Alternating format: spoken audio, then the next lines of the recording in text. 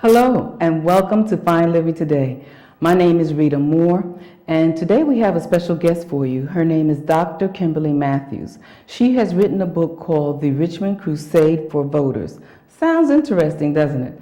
Well, I thought so too. So after hearing about it, I invited her over and we're going to hear more about this new book that she's written. Well, Kimberly, welcome. Well, I'm glad you came by. I was glad that you wanted to have this interview because I've heard about the book and I'm going to pick it up. We'll show you a copy of the book. We'll do a close-up in a few minutes, but I just wanted to show you what it looks like. I heard about it and I said, oh, so she's done some research on voter registration? Is that what it's about? I haven't read the book. Okay. Tell me, what is the book about? Absolutely. The book is called Images of Modern America, The Richmond Crusade for Voters, and it's a pictorial history of the Richmond Crusade for Voters. And the Richmond Crusade for Voters started in 1956. Basically, it was in retaliation to the Byrd machine's noncompliance with integrating the schools. Okay. What type of machines? Oh, I'm sorry. Senator Byrd from Virginia. Oh, okay. So he had. Let me go back a little bit. Yes. Senator Harry Byrd was a segregationist. Okay. And when the Brown versus Board of Education decision came down, he was not having it basically, and wanted to keep the schools segregated. So the Richmond Crusade for Voters started to combat that because we wanted our schools to be integrated. Okay. So what happened was that there was an act of imposition that was put to the voters to decide. And basically that was to say, okay, should we integrate or should we not integrate? And can we use taxpayers' funds as tuition, basically, for the closure of schools, because they did not want integration. So they were like, okay, we can close the schools, open up these academies, and use taxpayer funds to pay for those white students who could not afford the tuition. That was to keep integration, absolutely. So the Richmond Crusade for Voters saw that the voter turnout for African Americans for this vote was very, very low. So it passed. So the Richmond Crusade for Voters were like, okay, we have to have some kind of group to motivate, educate, and register voters. So it started in 1956. Oh, okay. Well, thank you for the update. I did need that because I didn't know about that. But you said a pictorial, so that's why I picked up the book. I said, oh, really? I like pictures. Absolutely. And that's why I selected the venues, because I love history, but I also love to see who we're talking about and what areas we're talking about. So the book, basically, that's pictures and captions, and it goes through from the beginning of the Crusade for Voters. Actually, the chapter 1 actually talks about the situation before the Richmond Crusade for Voters, and then goes all the way up to 2015. Wow. Now, what made you decide to put this book together? It started, a friend of mine invited me to a meeting, and I just got very involved, and I loved what I saw. And the next year, this friend became the president, and I became a part of the committees. So I was on the newsletter committee, and I used committee very loosely because it was just me, basically. Oh, okay. So I created a newsletter, and within the newsletter, because I'm a history lover, I included some history of the RCV, which is Richmond Crusade for Voters, Virginia Black history, as well as Richmond Black history. And during that research, I just fell in love with the organization and wanted to know more. So that stayed kind of in the back of my head, and as the year went through, there was a gala at the end of the year, November 2015, the 90 for 90 Gala. And the 90 for 90 Gala was a celebration of the last living founder of the Richmond Crusade for Voters, Dr. Ferguson Reed. He turned 90 years old, and he had a goal of registering 90 new voters at each precinct. So we did a gala to celebrate that. And I remember while I was actually sitting there, I said, we really do need to have some kind of a venue where we preserve the history of this organization, because it did really great things during very difficult times. Okay, let me interrupt you for a minute. Sure. You said that a friend of yours invited you to a meeting. It was a meeting for the Richmond Crusade? Yes, it was the Richmond Crusade for Voters. They're still alive and well today. Okay, and I'm sure that you must have pictures of, what was the name of the man you said it was his 90th birthday? Dr. Ferguson Reed, he was one of the founders. He's the last living founder. He's the last living founder of the Richmond Crusade for Voters? Yes, there were two Okay. other men as well, Johnny Brooks as well as Dr. William Thornton. So there was 3 of them together, but only Dr. Ferguson Reed is still alive. He's about 92, 93 years old right now, and he lives in Maryland. Okay. And he was a supporter of my book. I would call him up and ask him questions, email him. He got right back to me. He was very excited about Oh, the project. that's wonderful. Okay. All right. Well, continue. I'm sorry. You said so you just fell in love with the idea, fell in love with, well, actually became very much interested in what you were hearing about the Richmond Crusade. It does sound interesting. I could see you getting involved in that, especially if you were doing research for the newsletter. Absolutely. And you found these pictures and you found stories, and you must have realized that there's so many people out there that really have no idea about any of this. Absolutely, and I was actually one of them until I was invited to a meeting. I didn't know this organization existed. So when I saw that they existed and what they did during the 50s and 60s, and they changed the landscape of Richmond politics actually. In the 1970s, during the annexation period, they were a part of the decision making to change.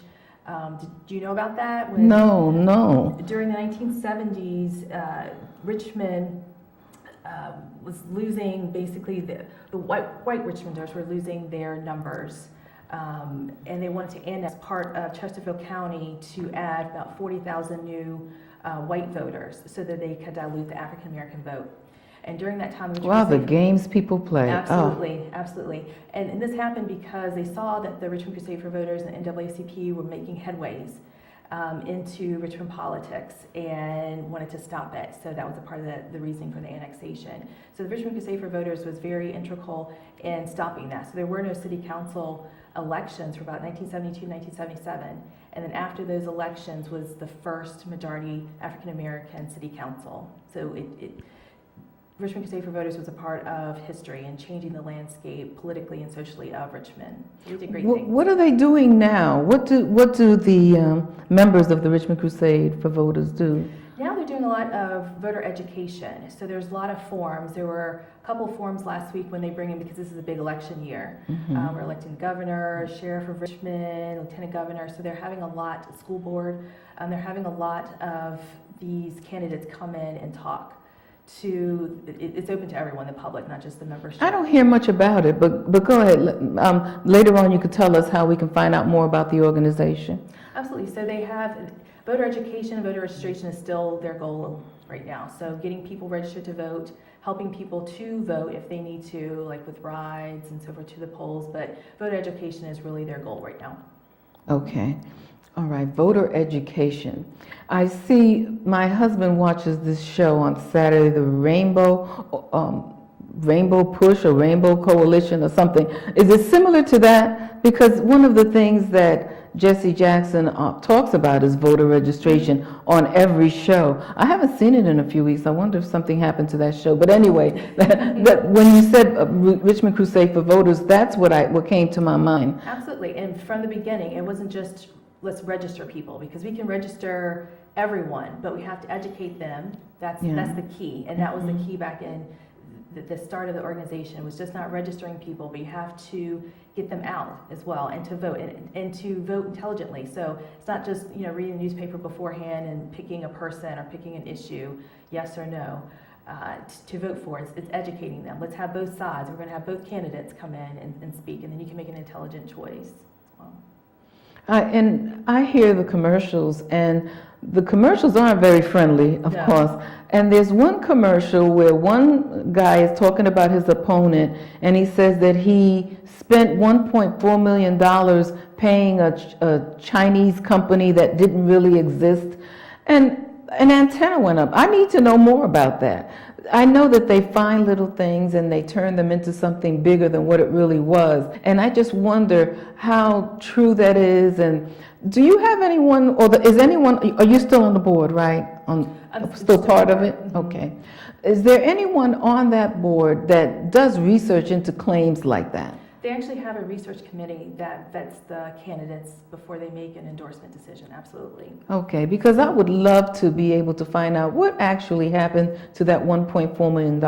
How did that happen? And how would the man continue to run for office knowing that he's done that and he owes the city that much, or the state that much money? So that, and there are other things that we hear along the way, and it's good to know that we have an organization that can really give us the answers that we're looking for, because sometimes you never really know who to believe. Absolutely, and is that story even true from the beginning? Mm-hmm. Because there is a lot of propaganda, a lot of negative propaganda, there's a lot at stake, a lot of power at stake, so you're going to see negative ads on both sides. So it's good to actually take your time to do research, but also organizations like this who have boards and committees that will take their time as well to research and vet and endorse candidates. Now, I'd like to just take a few minutes to talk about some of the pictures, some of the images of modern America. I'd like to hear more about how you decided what would be on the cover. Is Mr. Ferguson in here? Absolutely. Okay, you would show us Ferguson, and oh, I see a picture here of the Ku Klux Klan. Tell us a little bit about that picture. Well, here, let me hand this to you, and you just share with the audience a little bit about what you've selected for the book. Well, the first chapter discusses the times before the Richmond Crusade for Voters started, just giving it kind of a framework of the landscape. So the first chapter is called The Struggle Begins, and it basically just kind of lays out what was going on in America after Reconstruction and how everything was turned back, basically, and how white supremacy kind of crept up. So I have two interesting photos, and these were very interesting, especially after Charlottesville. I have a photo of the Lee Monument that was unveiled in 1890, and an actual picture of the Ku Klux Klan in 1920 walking down the streets of Richmond. I wish I could give you a close-up, but go ahead, keep talking. And that Lee Monument is the one that's causing all the confusion right now. The one not too far from here, absolutely, right. on Monument Avenue. So just thinking about those two issues and how this looks very eerily similar to Charlottesville a couple weeks ago, and this one just actually last weekend in Virginia with the protest. And just thinking about this, saying, okay, it wasn't that long ago, and we're still dealing with a lot of the same issues. The Klan is gathering members, and people are still in love with the monument and what it stands for. So this is kind of a history lesson. It hasn't been that long ago that these issues have crept up, but they're still very prevalent today. Does the crusade take a position when it comes to that, a verbal position? Do they go out to media and speak for the Crusade for Voters, the Richmond Crusade for Voters, and say, this is how we feel? Absolutely. They take various issues, the Richmond schools, anything that's a hot topic in Richmond. Absolutely, they take positions on it. So I haven't heard a position quite yet on the monuments, but I'm pretty sure there's a committee working on their position. On their response, okay, yeah. Absolutely, and I have a nice Richmonder here, Oliver Hill. He, of course, made history when he was elected to City Council in 1948. So just kind of laying the framework. I have a great photo and of the Jackson Ward area. This was Jackson Ward before after 64 and 95 were placed right in the center of it. Did you know Jackson Ward was where 95 right now? I remember there's a church that I attended where they told us the history of the church and how... Was it Six Mount Zion? Yes. Yes.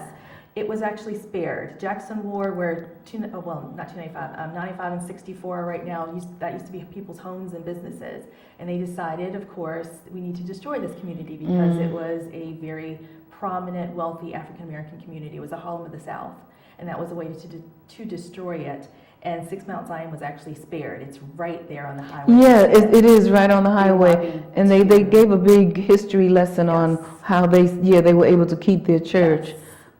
It's very interesting, but it did destroy the community because it drove a wedge right in the middle of it. Right, and I would never have known. Well, had it not been for attending that church and service and finding out about it. It's major African American history here in Richmond. So, also the next chapter we talk a little bit. And chapter 2 is actually my favorite chapter because we talk a lot about the civil rights movement here in Richmond, the schools being closed in Prince Edward County.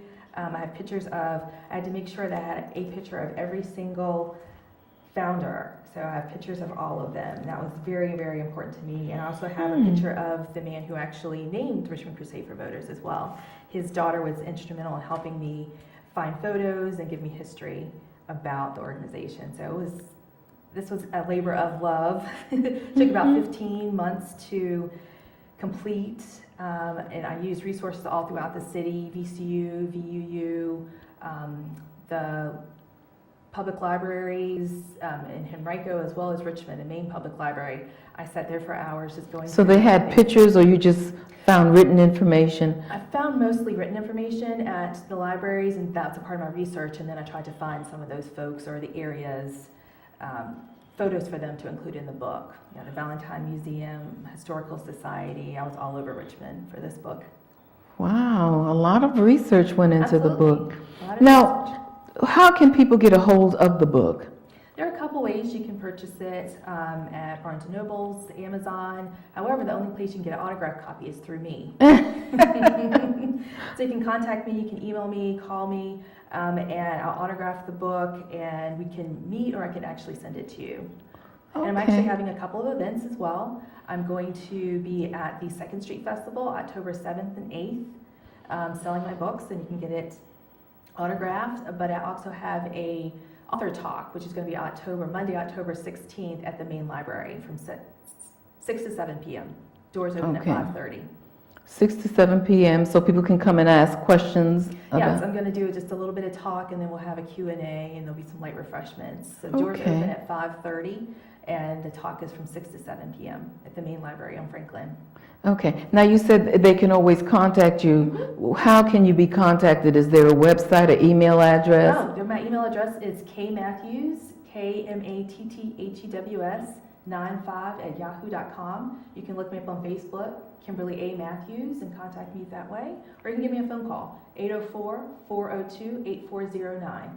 And I will call you back, email you back, message you back, and we can get in contact, and I can get you a autographed copy of my book. Okay. Well, now, the members, if anyone wanted or had interest in the organization, when do they meet? How do they get involved? They're still alive and well. They meet the 3rd Tuesdays of every month at the Military Retirees Club at 7 p.m.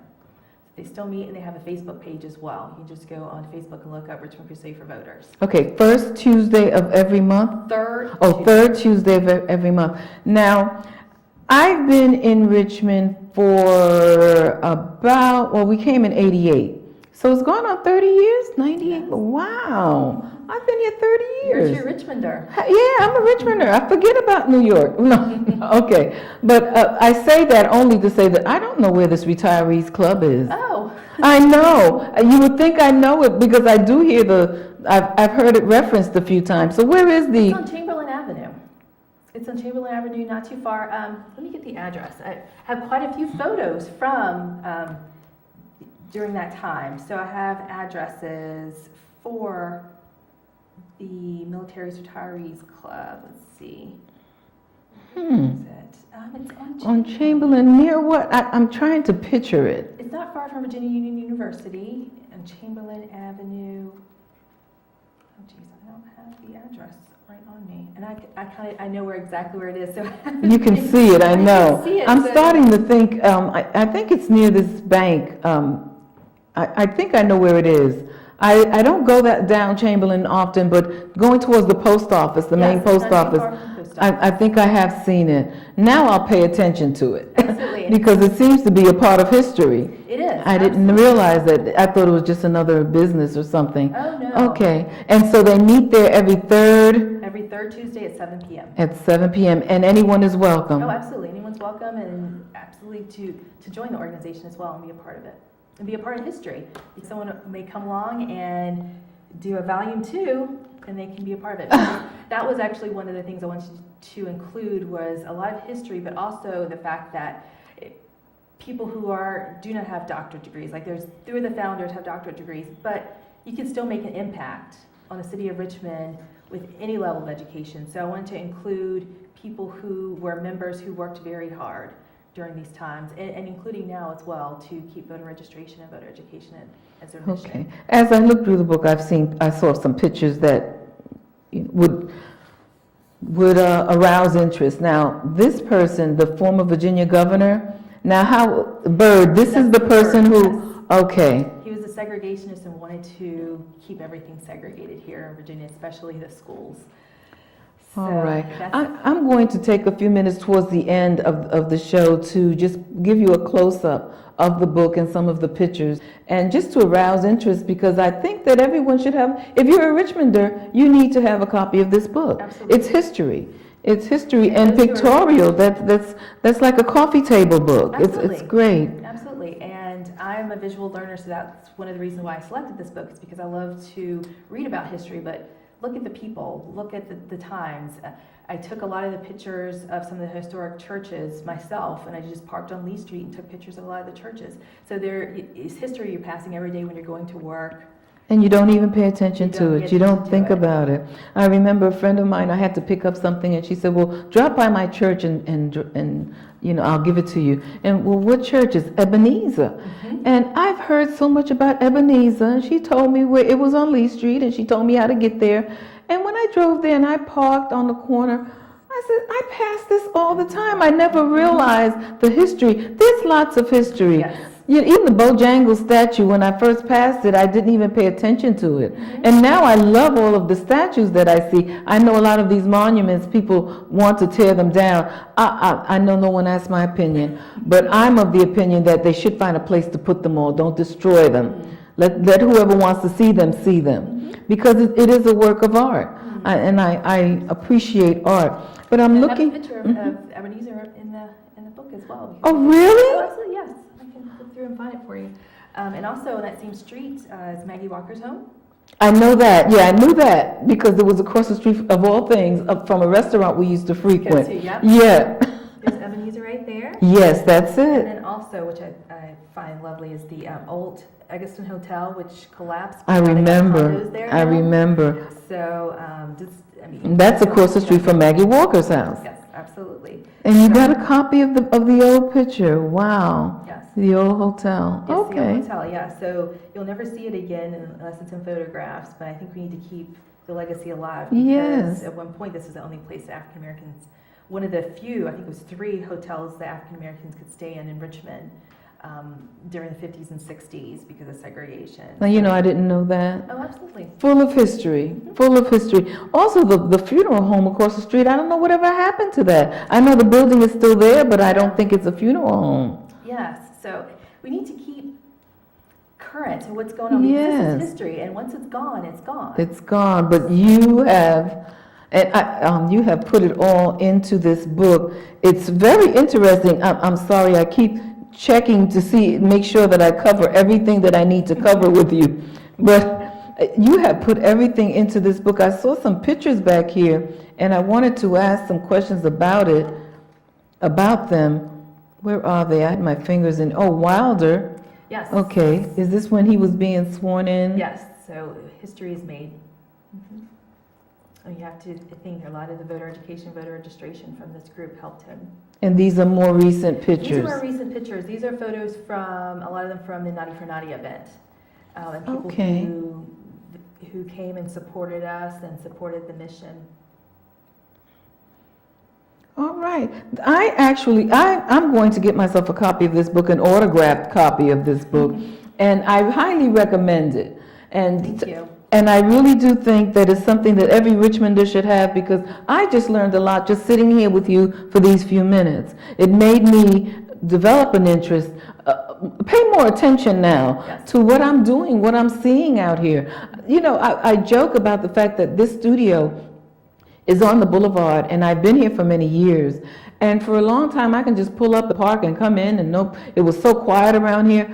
Now it has developed so much, I can't even find a parking space.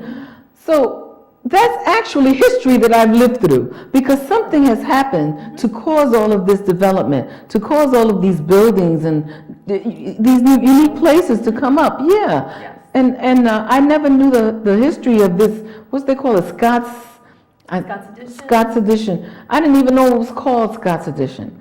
So history, there's plenty of history in Richmond, and here we have one that talks about the black history of Richmond, the Richmond Crusade for Voters, and what what caused them to start the Crusade for Voters, the history of the people involved with starting it and involved with keeping it going to this day. So I really do appreciate you coming by and talking to us about this, Kimberly. And tell the people again how they can contact you if they'd like a copy of the book. If you'd like an autographed copy of the book, please give me a call at 804-402-8409. Email me as well at kmatthews, make sure it has 2 T's, 95@yahoo.com. So KMATTHEWS 95@yahoo.com. And you can also Facebook me. You can Kimberly A. Matthews.